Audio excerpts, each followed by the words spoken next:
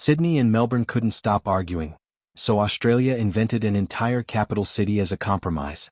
This is the bizarre true story of Canberra, a place that spent decades as a joke before becoming the sophisticated capital we know today.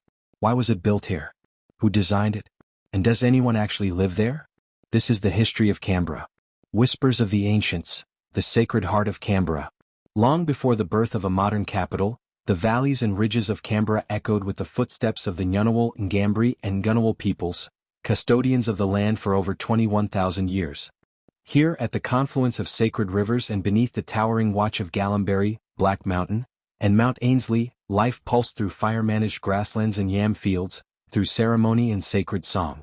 The Canberra clan gathered by Sullivan's Creek, their voices rising in ancient rites at the mountain's base, while the Palago clan tended the lands near what would one day become an airport, long before the hum of planes broke the skies. The land bore witness: rock paintings in hidden limestone caves, carved tools from hands now gone, sacred totems passed down beside the Murrumbidgee, the boss of pathways. Gallimberry rose as a sacred place of manhood, a spiritual threshold where boys became men, while nearby Mount Ainslie stood as a site of women's sacred knowledge. In these mountains, called the breasts of the earth, Canberra's true heart beats, not in concrete and steel, but in the timeless stories and ceremonies still whispered by its first peoples, who walk the same sacred paths to this day. Canberra's colonial dawn, a land claimed, a silence grown. When the British arrived in October 1820, led by Charles Throsby's daring expedition, they saw not the sacred lands of ancient stewardship but untapped wealth, rolling plains ripe for conquest. By 1823, marked on explorer Mark John Curry's maps as the Limestone Plains, this ancient landscape would soon be forever altered. Sheep stations sprang up like thorns on sacred ground, first at Acton Peninsula under James Cowan, then with Moore's claim to 1,000 acres, what he called Canberra. Guided not by maps but by the heart of a local Aboriginal girl, James Ainslie followed her path to the lands of her Palago clan, only to claim them in the name of Robert Campbell, who built Duntroon, a stone fortress of colonial permanence. Grand estates like Yarralumla and Springbank rose, names now etched into the bones of Canberra's identity. The ringing bell of St. John the Baptist echoed through the eucalyptus air in 1845, christening a new age, but with it came sorrow. As stone replaced bark and fences replaced songlines, the first peoples were cast into the shadows of the very lands they had nurtured for millennia. Influenza, smallpox, and alcohol ravaged where ceremony once thrived.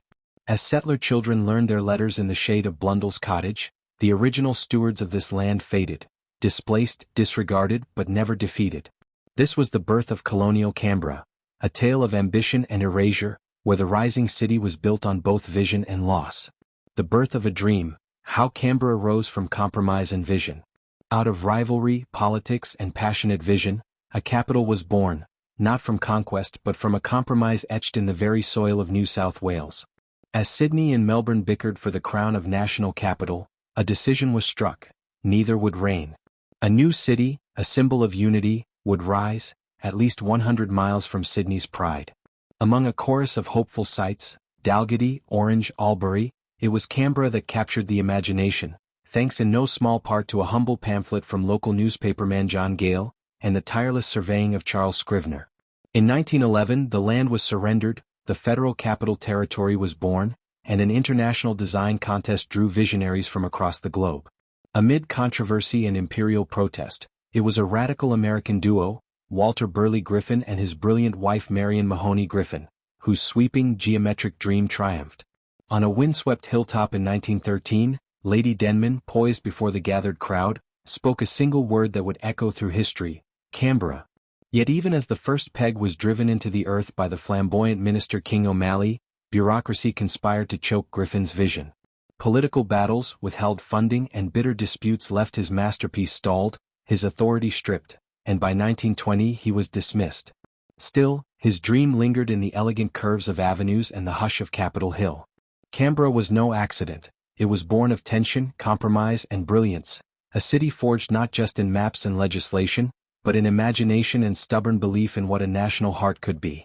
From dust to dignity, Canberra's 20th century awakening. The Canberra of the 20th century was not born with grandeur. It earned it, slowly, stubbornly, through decades of trials and transformation. In 1913, A quiet pastoral property called Yarralumla was acquired to house the Governor-General, its old homestead destined to become Government House. By 1927, the Provisional Parliament House opened its doors, and with Prime Minister Stanley Bruce settling into the lodge, the machinery of federal power creaked into life. Yet this fledgling capital, visionary in blueprint, struggled to rise. The Great Depression and World War II ground grand plans to dust. Cathedral spires never pierced the sky, and architectural dreams faded into unrealized sketches. Tent cities had to be pitched to host international delegates, like during the sweltering 1939 ANZUS meeting when H.G. Wells himself stood amid the heat and the horror of Black Friday bushfires.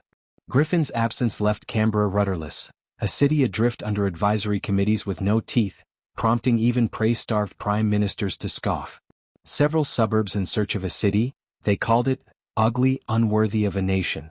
But then came Menzies, whose disdain transformed into devotion. He sacked ministers, poured resources into the capital, and ignited its growth. Between 1955 and 1975, Canberra's population surged, government departments migrated from Melbourne, and neighbourhoods rose like phoenixes from bureaucratic ash. In 1957, with the formation of the National Capital Development Commission, everything changed.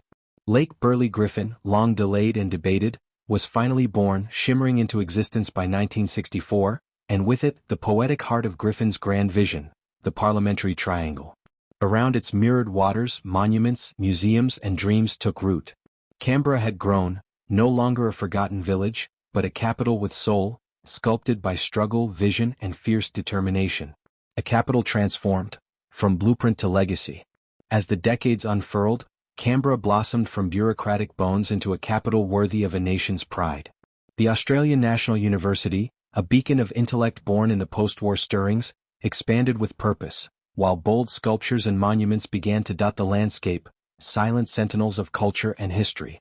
Within the sacred geometry of the Parliamentary Triangle, great institutions took form: the towering National Library, the commanding High Court, and the majestic National Gallery, each structure a promise kept from Griffin's dream. The city itself spread outward like ripples from its heart.